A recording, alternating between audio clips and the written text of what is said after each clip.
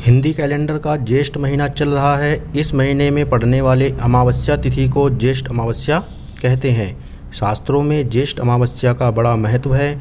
दरअसल ज्येष्ठ अमावस्या के दिन ही शनि जयंती और वट सावित्री व्रत का पर्व मनाया जाता है। नमस्कार बंधुओं, स्वागत है आपका मेरे YouTube चैनल धार्मिक व्लॉग में।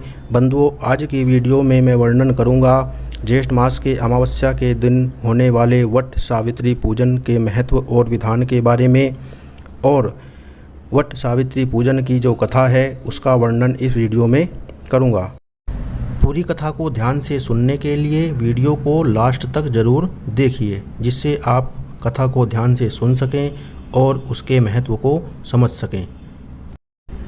ज्येष्ठ कृष्ण अमावस्या को वट सावत अमावस्या भी कहते हैं, यानी वट सावित्री पूजन भी कहते हैं।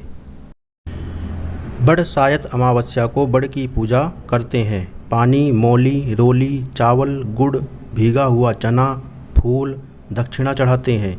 दिया जलाकर धूप, मौली, कच्चा सूत मिलाकर बड़ पर लपेटते हैं और फेरी देते हैं।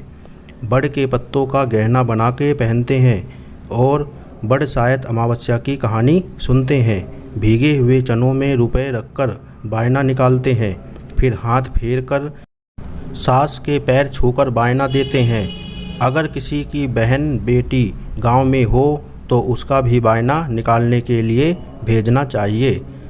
तो बंधु, अब हम शुरू करते हैं बड़ सायत अमावस्या की कहानी। भद्र देश में अश्वपति नाम का राजा था, जिसके संतान नहीं थी। उसने बड़े बड़े पंडितों को बुलाया और कहा, मेरे संतान नहीं है, इसलिए तुम ऐसा उपाय करो जिससे मेरे संतान हो जाए। पंडित बोले, भाई, संतान तो तुम्हारे एक लड़की लिखी है जो 12 वर्ष की आयु में विधवा हो जाएगी। राजा ने कहा, क्या मेरा नाम नहीं रहेगा? बाद में खूब यज्ञ हवन इत्यादि कराए। जब पंडितों ने कहा, उस लड़की से पार्वती की और बड़ सायत अमावस की पूजा कराना। यज्ञ होम कराने से उसकी स्त्री गर्भवती हो गई और एक कन्या हो गई, तो उसका नाम सावित्री रखा। तब पंडितों ने उसकी जन्मपत्री देखकर कहा कि जिस दिन यह कन्या 12 वर्ष की होगी उस दिन इसका विधवा का योग है, इसलिए इससे पार्वती जी और बड़ सायत अमावस की पूजा कराना। जब सावित्री बड़ी हुई तो उसका विवाह सत्यवान के साथ कर दिया गया। सावित्री के सास ससुर अंधे थे, जिनकी वह बहुत सेवा करती थी, और सत्यवान जंगल से लकड़ी तोड़कर लाया करता था। और सावित्री को मालूम था कि वह जिस दिन 12 वर्ष की होगी उस दिन मेरे पति की मृत्यु हो जाएगी। जिस दिन वह 12 वर्ष की हुई उस दिन वह अपने पति से हाथ जोड़कर बोली, आज मैं भी आपके साथ चलूँगी। तब सत्यवान बोला, तू मेरे साथ चलेगी तो मेरे अंधे माँ बाप की कौन सेवा करेगा? अगर वह कहेंगे तो तेरे को ले चलूँगा। फिर वह अपने सास ससुर के पास गई और जाकर बोली, तुम कहो तो मैं आज जंगल देखने चली जाऊँ। जब वह बोले, बहुत अच्छी बात है, चली जा। जंगल में जाकर सावित्री तो लकड़ी तोड़ने लगी और सत्यवान पेड़ की छाया में सो गया। उस पेड़ में सांप रहा करता था, जिसने उसको डस लिया। वह अपने पति को गोदी में लेकर रोने लगी तो महादेव जी और पार्वती जी वहाँ से जा रहे थे। उसने उनके पैर पकड़ लिए और बोली, मेरे पति को जिंदा कर दो। जब वह बोले कि आज बड़ सायत अमावस है, जिसकी तू पूजा करेगी तो तेरा पति जिंदा हो जाएगा। फिर वह खूब प्रेम से बड़ की पूजा करने लगी। बड़ के पत्तों का गहना बनाकर पहना, जो हीरे मोती के हो गए। इतने में धर्मराज का दूत आ गया और उसके पति को ले जाने लगा, तो उसने उसके पैर पकड़ लिए। तब धर्मराज बोला कि तू वरदान मांग।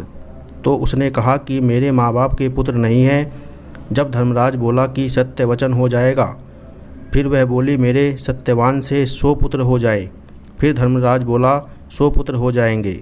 फिर वह सत्यवान को ले जाने लगा। तब सावित्री बोली कि हे महाराज, आप मेरे पति को ले जाएंगे तो 100 पुत्र कहाँ से होंगे?